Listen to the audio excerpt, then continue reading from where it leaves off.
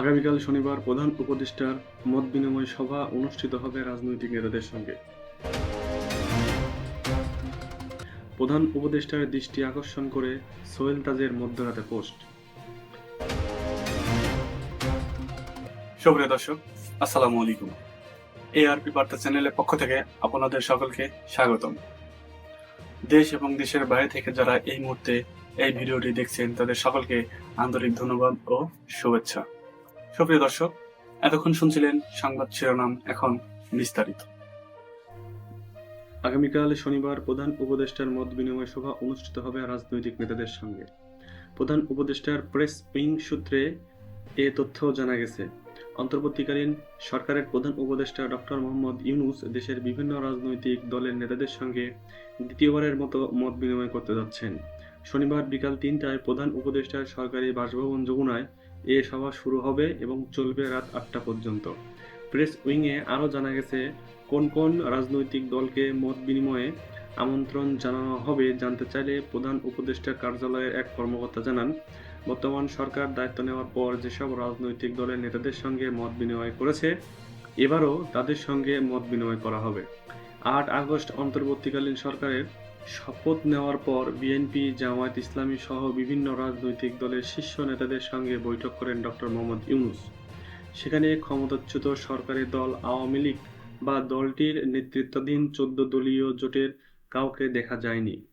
এর আগে উপদেষ্টা পরিষদের এক বৈঠকে বন, পরিবেশ ও জলবায়ু উপদেষ্টা সৈয়দ রেজওয়ানা হাসান জানান, বৈষম্য বিরোধী ছাত্র আন্দোলনের ডাকে ছাত্র জনতার অভ্যুত্থানের শেখ হাসিনা সরকারের পতনের পর দায়িত্ব নেওয়া অন্তর্বর্তীকালীন সরকার বলেছে, সরকার রাজনৈতিক দলগুলোর সঙ্গে আলাপ আলোচনার প্রক্রিয়া চালু রাখবে।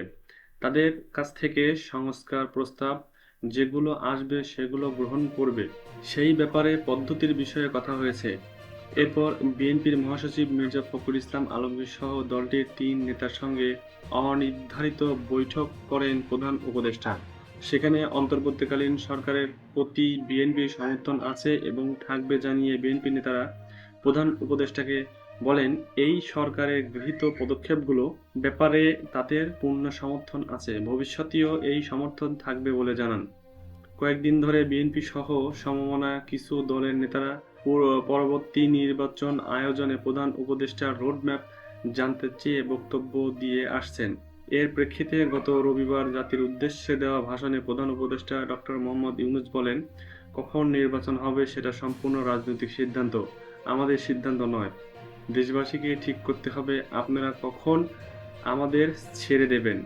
আমরা ছাত্রদের আহ্বানে এসেছি, তারা আমাদের প্রাথমিক নিয়োগকর্তা। দেশের আপামর জনসাধারণ আমাদের নিয়োগ সমর্থন দিয়েছে। আমরা ক্রমাগত সবাইকে বিষয়টি স্মরণ করিয়ে যাব, যাতে হঠাৎ করে এই প্রশ্ন উত্থাপিত না হয়, আমরা কখন যাব। তারা যখন বলবে আমরা চলে যাব।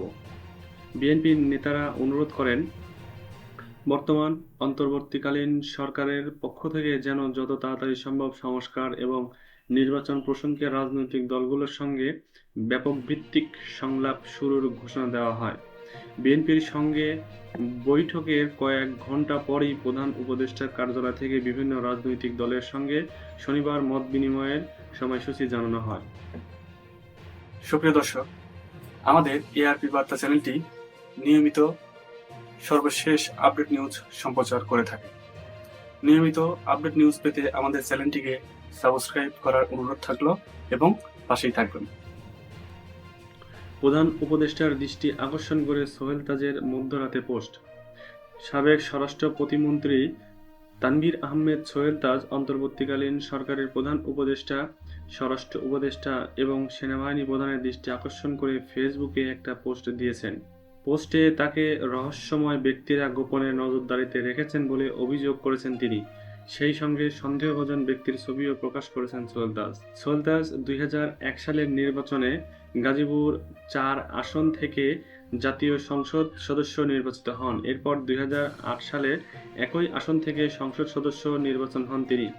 ২০০৯ সালের ৬ জানুয়ারি আওয়ামী লীগ নেতৃত্বাধীন মন্ত্রিসভায় স্বরাষ্ট্র প্রতিমন্ত্রীর দায়িত্ব দেওয়া হয় সোহেল তাজকে। একই বছরের 31শে মে মন্ত্রিসভা থেকে পদত্যাগ করেন তিনি। এরপর 2012 সালের 23 এপ্রিল সংসদ সদস্য পদ থেকেও পদত্যাগ করেন সোহেল তাজ। মধ্যরাতে নিজের ভেরিফাইড ফেসবুক পেজে একটা পোস্ট করেন সোহেল তাজ এবং লিখেছেন, দৃষ্টি আকর্ষণ প্রধান উপদেষ্টা, স্বরাষ্ট্র উপদেষ্টা ও সেনাবাহিনীর প্রধানকে।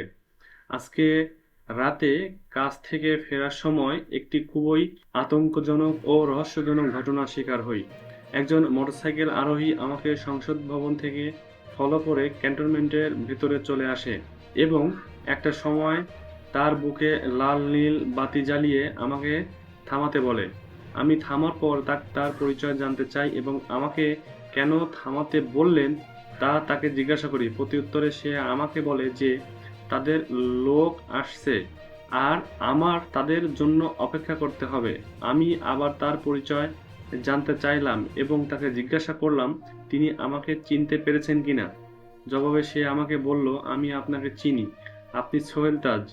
তারপর সে মোবাইল ফোনে বলল যে সে আমাকে থামিয়েছে এবং লোকেশন জানিয়ে আসতে বলল। আমি আবার তার পরিচয় জানতে চাইলাম এবং কারা আসছে, তারা কেন আর কেন আমাকে থামিয়েছে জানতে চাইলাম। সে কোনো উত্তর না দিয়ে আবার ফোনে কথা বলল। তারপর আমাকে বলল চলে যেতে। আর সেও মোটরসাইকেল ঘুরিয়ে চলে গেল।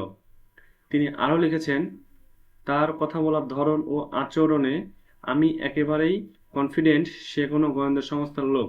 এভাবে মানুষকে যাতে হয়রানি না করা হয় সেটাই ছিল আমাদের সকলের প্রত্যাশা। এখন দেখা যাচ্ছে একই কায়দায় সব চলছে। ছি ছি। এই ঘটনার তদন্ত করা প্রয়োজন এবং ক্যান্টনমেন্টের জাহাঙ্গীর গেটে প্রবেশের পথেই হাই রেজুলেশন ক্লোজ সার্কিট ক্যামেরার ফুটেজ দেখলেই ধরা পড়বে কে এই মোটরসাইকেল আরোহী। সময় রাত 10:50 থেকে 11টা। আমার গাড়ি একই সময়ের মধ্যে প্রবেশ করে এবং পেছনেই এই মোটরসাইকেল আরোহী ছিল। সুপ্রিয় দর্শক, এই ভিডিওটি ভালো লাগলে অবশ্যই লাইক করুন এবং কমেন্ট বক্সে আপনাদের মূল্যবান মন্তব্য কমেন্ট করে যাবেন। এতক্ষণ সাথে থাকার জন্য আপনাদের সকলকে অসংখ্য ধন্যবাদ।